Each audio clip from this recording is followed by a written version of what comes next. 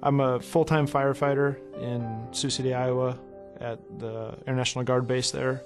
I'm also a volunteer firefighter with Hinton's Volunteer Fire Department, which is my hometown. Hinton community, it's a great community. It's growing fast. Small town, everybody looks after one another and supports one another. What happened on August 20th, I was actually out with a neighbor from down the street, and we were just having a conversation in the middle of the street, and we both kind of noticed that my neighbor directly next to me, there was smoke coming from what seemed to be their roof. So we started walking that direction, and as we were rounding the rear of their house, the roof actually blew through and there was flames coming out of the roof.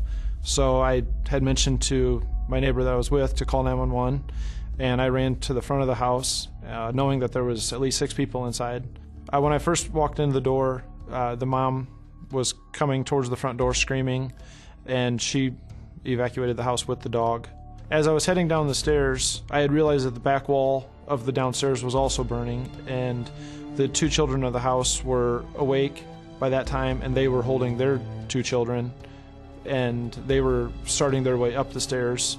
I helped them up to the top of the stairs and to the front door, and then went back downstairs to get the father of the house, who was just awaking from the couch, and helped him to the top of the stairs and out the front door. Within a minute or 2 after we finally got out of the house with the 6 residents, it was fully involved.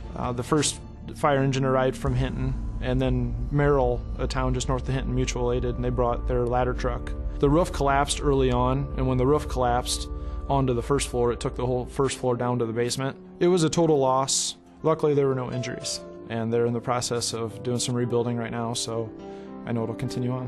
When I first found out I was nominated, it felt great just to be appreciated like that. I don't think that I did anything different than anybody else in the fire department would have done themselves, but I'm just glad that somebody was in the position I was in to do it.